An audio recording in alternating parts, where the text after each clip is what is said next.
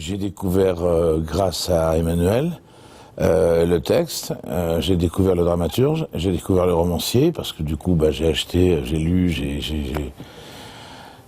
et puis j'ai découvert, j'ai comblé cette énorme lacune dans ma culture française contemporaine. Voilà, je suis vraiment baba, quoi, de ce que j'ai découvert.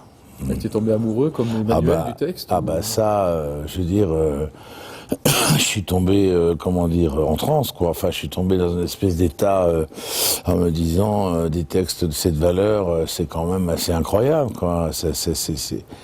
C'est quelque chose qui vous emmène dans des zones complètement de la très très grande littérature dramatique. Et on pense à plein de gens, on pense à Shakespeare, on pense à Claudel, on pense à du grand langage, ce que Vitesse appelait le théâtre de grand langage. Voilà. Et évidemment, inutile de vous dire que je n'ai pas hésité très longtemps, malgré un petit ballet de chassé-croisé, de coquetterie, je n'ai pas hésité longtemps à accepter, parce que des textes comme ça, dans une vie de comédien, on en croise. On en croise. Mais il faut aussi savoir les accepter au moment où vous les croisez. Et en lisant ce texte, je me suis dit, il faut que j'augmente. Ça a été une nécessité, là, plus qu'une envie, et ça a été vraiment une nécessité de mettre en scène ce texte. Et à partir de là, voilà, j'étais bien mignon il y a 1 an et demi, puisqu'aujourd'hui c'est le soir de la première et c'est la concrétisation d'1 an et demi de travail. Onisos va parler. Alors il y a eu l'acceptation du texte, mais il y a aussi une acceptation de travailler avec un metteur en scène dont c'est la première mise en scène. Oui. Et un metteur en scène qui a 20 ans. Oui. Alors là, c'est un autre volet de la question. J'ai connu Emmanuel parce qu'il était assistant de Gérard pendant qu'on jouait le Tché. Ça s'est passé dans une espèce d'atmosphère un petit peu bizarre parce que j'avais eu un accident, donc j'ai repris la pièce en chaise roulante. Enfin, c'était un petit peu nébuleux tout ça. Et il y avait cette présence de l'assistant de Gérard qui était très prégnante comme ça, qui m'a beaucoup aidé, qui m'a beaucoup soutenu et qui m'a beaucoup fait de remarques. Parce que je pouvais aussi décaler complètement, déconner complètement, et c'est lui qui chaque soir me disait des choses tellement précises, tellement intelligentes, tellement... Je me suis dit, tiens, voilà un garçon qui sait de ce dont il parle, et qui après, il m'a proposé l'entreprise. J'étais dans un état de fatigue, donc il m'a fait dans un premier temps refuser, puis après j'ai réfléchi, mais je me suis dit, mais t'es complètement fou de refuser un texte pareil.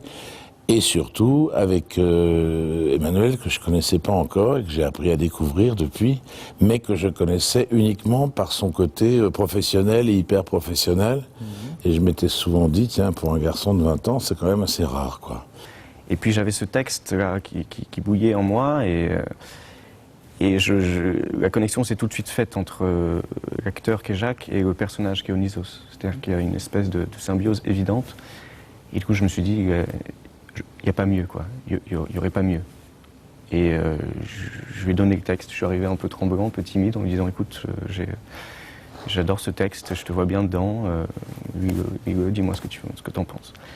Et sa réponse a dépassé toutes mes attentes. Parce qu'il m'a dit, il m'a même dit, on m'a rarement proposé un rôle aussi beau, j'accepte à n'importe quelle condition. Voilà. J'accepte de faire confiance à un metteur en scène, qui n'est même pas metteur en scène, c'est sa première mise en scène. Donc voilà, il a tout accepté sans condition pour pouvoir jouer ce rôle. Donc j'ai une chance énorme. Comment on dirige un acteur comme le monument? Comment tu arrives à piloter ce monument? Disons qu'une fois qu'il m'a donné sa parole et sa confiance, j'ai dirigé Jacques comme j'ai dirigé François, c'est-à-dire avec le même amour que j'ai pour eux, parce que pour diriger ces comédiens, pour les choisir, pour les faire évoluer sur un plateau, il faut les aimer, ces comédiens. Donc j'ai le même amour pour eux deux, et jamais il est sorti de mon esprit que les deux n'avaient pas le même parcours, que c'était, voilà, ils sont très différents, et pourtant je les dirige exactement de la même façon, parce qu'ils sont tous les deux, brillants et très réceptifs à ce que je fais. Jacques a la particularité exceptionnelle de comprendre la fin de ta phrase avant même que tu l'aies finie. Donc c'est, dans la direction d'acteur, c'est du velours, parce que on se comprend tout de suite. Je pense que je suis arrivé à un âge où il faut honnêtement considérer la nécessité du passage, de ce qu'on sait, de ce qu'on vous a appris, ce que disait Aristrup, l'école du passage, Il faut transmettre un petit peu, pas la garder tout pour soi, quoi. Ça sert strictement à rien. Moi, j'ai roulé ma bosse, j'ai appris des choses. Et ces choses, il faut les dire. Il faut les dire d'une manière décantée, d'une manière précise. Et comment mieux les dire qu'accepter de travailler avec quelqu'un de très jeune, en qui on a totalement confiance, et en se disant que dans le travail, des choses vont se décompter, des choses vont se dire, s'accepter, se refuser, etc. Et que c'est comme ça que les choses se construisent petit à petit. Ce spectacle n'aurait pas été peut-être, mais n'aurait sans doute pas été le même, quoi qu'il en soit, sans lui, parce que Onisos le Furieux, c'est un texte de Godet, c'est ma mise en scène, et c'est les lumières de Thierry Guisti, mais mon spectacle, c'est Jacques. Le spectacle, c'est Jacques. Ah, okay. C'est évident. C'est-à-dire que sans lui, le spectacle n'est pas le même. Lui qui te dirige plutôt. Mais évidemment, enfin, je veux dire, vu son expérience et vu l'absence d'expérience qui est la mienne, et j'ai sans doute beaucoup plus appris à son contact que l'inverse. J'ai abandonné mon âme à sa propre fatigue. Et je me suis plongé dans la mer Rouge.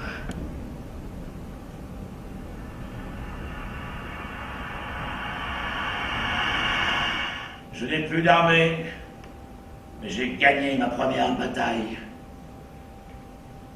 Onisos s'est essayé à la guerre avec une armée de femmes et de vauriens. Et Onisos a fait tomber Babylone, le joyau de l'Euphrate. C'est la concrétisation d'un an et demi de travail, mais le fait que ce soit aux Chênes, dans cette salle, avec j'ai commencé le regard de Gérard, avec Gérard, qui sera là bien sûr, à qui je dois énormément. C'est mettre en scène aux Chênes Noirs, c'était un rêve d'enfant, enfin un rêve même pas si vieux que ça. Il y a 4 ans, c'était un de mes fantasmes ultimes. C'est ça qui est terrible. Il a 20 ans. Il n'y a rien que... Voilà, donc... C'était un rêve d'enfant, il te dit. Non mais oui, c'est-à-dire que depuis que je connais le Chêne et depuis que j'ai commencé ici, je mettais cet objectif-là parmi mes fantasmes les plus fous.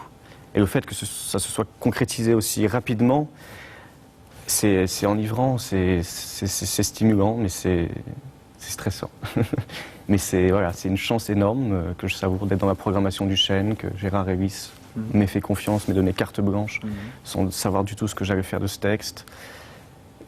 Oui, je dois beaucoup aux Chênes Noirs et c'est beau en même temps que eux qui m'ont fait émerger en tant que comédien me reçoivent aussi pour mes débuts de metteur en scène. La 5e nuit, j'ai marché seul dans les couloirs immenses du palais de Nabuchodonosor et j'ai su alors que j'avais vaincu.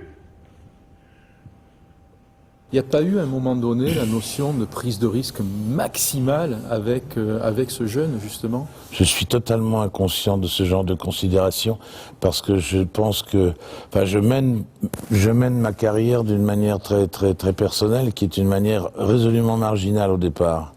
C'est-à-dire que je n'accepte de faire que les choses qui me plaisent et qui me séduisent et vis-à-vis desquelles je sens que je vais pouvoir transmettre une émotion au spectateur et où je vais pouvoir,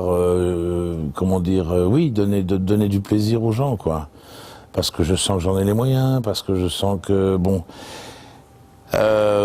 oui, effectivement, mais il faut, je veux dire, c'est nous, générations qui avons été les enfants de Che Guevara, les enfants de 68 et tout ça, c'est à nous maintenant de prouver tout ce qu'on disait à l'époque, c'est à nous maintenant de transmettre, c'est à nous d'accepter, c'est à nous d'aider les mecs de Wimberge comme lui, qui savent ce qu'ils veulent, qui ont énormément de talent, que j'admire, et c'est nous maintenant qui devons accepter de faire ça. Je pense que c'est pas des risques, c'est de la légitimité.